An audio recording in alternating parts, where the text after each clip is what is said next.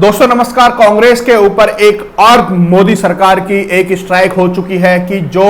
Rajiv Gandhi foundation और इनके Indira Gandhi foundation थे, इनके अंदर जो फंडिंग आई है उसकी अब गृह मंत्रालय ने एक कमेटी बना दी है, उसकी अब जांच होगी। सबसे बड़ी बात यहां पर यह खुल के आती है, हम आपको बता दें कि जो राजीव गांधी फाउंडेशन के अंदर जो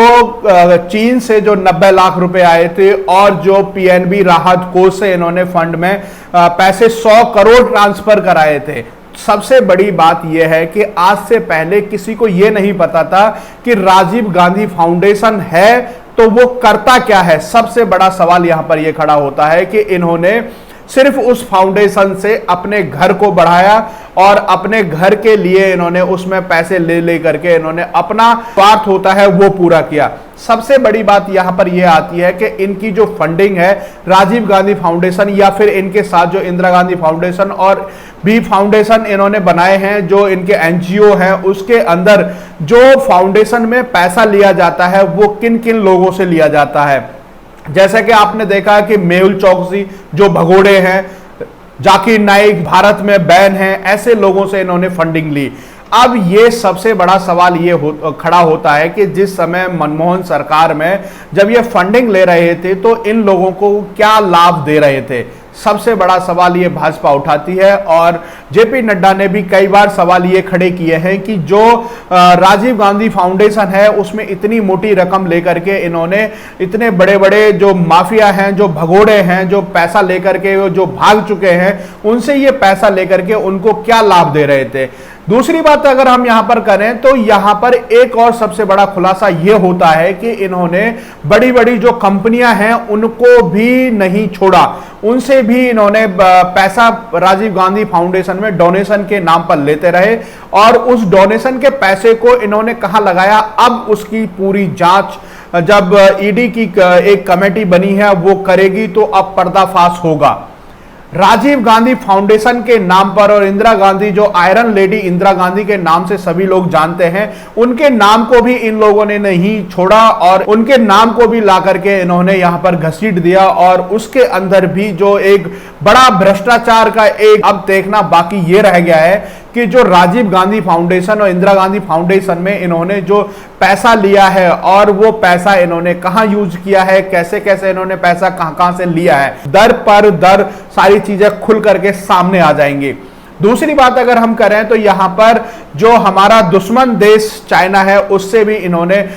एमओयू साइन करने के बाद अब इन्होंने पैसा लिया और उस पैसे को ला करके इन्होंने, चाइना हमारा दुश्मन देश है, उसको भी इन्होंने कहीं ना कहीं जो आर्थिक फायदा पहुंचाने की कोशिश की। आर्थिक फायदा आप समझ सकते हैं कि जैसे कि नरेंद्र मोदी सरकार में 59 ऐप बैन हुए, फिर उसके बाद इनके बड़े बड़े टेंडर्स को कैंसिल किया गया, तो कहीं ना कहीं वो जो पैसा इनके पास आ रहा था तो वो पैसे की ही बदौलत इंडिया के अंदर इतना बड़ा निवेश किया और उनको भी यहां पर इंडिया के अंदर ला करके खड़ा किया। और जो आज आत्मनिर्भर की हम बात करते हैं तो कहीं ना कहीं कांग्रेस ने चाइना निर्भर हमारे देश को बना दिया। सवाल खड़ा यह भी होता है कि जब अगर डोकलाम का अगर सीमा विवाद होता है तो वहां पर जाकर के राहुल गांधी उनसे राजदूत, चीनी राजदूत से मिलते हैं, ये किस तरह का इन्होंने यहां पर प्रोपेगेंडा चलाने की कोशिश की और राजीव गांधी फाउंडेशन, इंदिरा गांधी फाउंडेशन में पैसा लेने का काम किया। अब जो कमेटी है वो कमेटी यहां पर जांच करेगी पीएमएलए एक्ट के तहत, एफसीआरए एक्ट है कि उनके नियमों का उल्लंघन एनजीओज ने किया है या नहीं किया है। अब दूसरी बात हम यहां पर करें कि जो एनजीओ हमारे देश के अंदर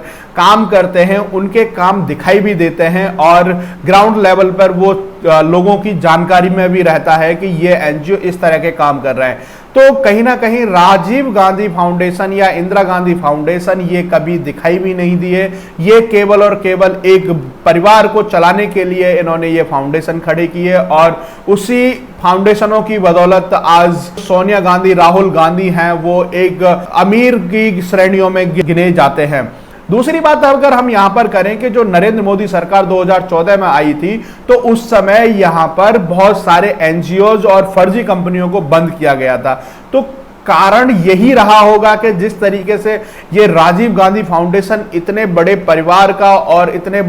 बड़ी सरकार के साथ ये मिलके चल रहे थे, तो एनजीओ कितना बड़ा घोटाला हमारे देश के अंदर कर रहे थे। एनजीओ हैं वो केवल और केवल जनता की सेवा के लिए बनाए जाते हैं। जैसा कि कोई आपदा आ गई तो एनजीओ वहां पर जाकर के खड़े हो जाते हैं, वहां पर काम करने लगते हैं, जनता की सेवा में वो लग जाते हैं। परंतु राजीव गांधी फाउंडेशन, इंदिरा गांधी फाउंडेशन, आज तक किसी को ये नजर नहीं आया कि इनके लोग या इनका पैसा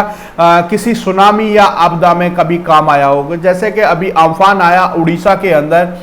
और वेस्ट बंगाल के अंदर, जो ममता दीदी हैं वो कांग्रेस की खासम खास रही हैं, तो वो फाउंडेशन वहां पर भी काम करने के लिए सामने नहीं आए। तो ये सवाल तो खड़ा होता है कि अगर होम मिनिस्ट्री अगर इस बात को लेकर के कमेटी बनाती हो और इस पर जब जांच होगी तो जो तथ्य हैं वो निकल के सामने आएंगे। सबसे बड़ा सवाल ये भी खड़ा होता है कि जो राजीव गांधी फाउंडेशन की आड़ में इन्होंने कितने कितने गुल खिलाए होंगे और एक परिवार की जो नीति है वो पूरी देश के विरोध में रही है। जैसा कि अभी आप देख रहे हैं कि चीन के साथ अगर देश का तनाव है तो कहीं ना कहीं चीन की वकालत करते हुए राहुल गांधी दिखाई दे रहा है। अगर बात हम यहां पर करें एनएसी के समझौतों की, शांति प्रिय समझौतों की जो इनकी सरकारों में हुए थे, परंतु मनमोहन सरकार ने उस समय भी डोकलाम पर विवाद हुआ था, उस समय भी कहा था कि मैं गुजारिश करूंगा देश की मीडिया से कि ऐसी जो सीमा तनाव की जो बातें हैं इन बातों को तूल ना दिया जाए। तो ये कहीं ना कहीं साफ दर्शाता है कि मनमोहन सरकार सिर्फ रिमोट कंट्रोल से चलते थे और जो पैसा वहां से लिया गया था फाउंडेशनों के माध्यम से वही पैसा काम कर रहे थे और उन्हीं के इशारे पर यह काम चल रहा था। आज जो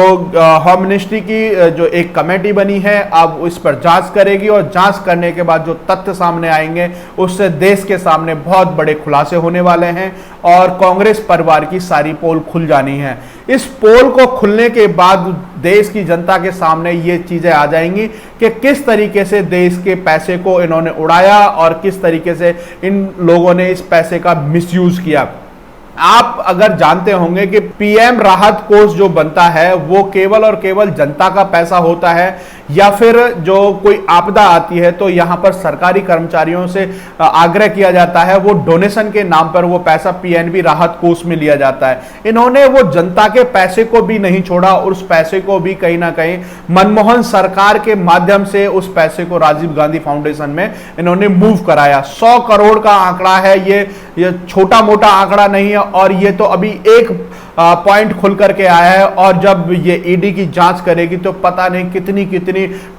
इसमें ट्रांजैक्शन हुई होंगी और वो पैसा यहां से फाउंडेशन के बाद कहां गया होगा वो भी खुल करके सामने आ जाएगा। सबसे बड़ी बात यहां पर यह भी है कि जब कैग हमारे यहां पर इतनी बड़ी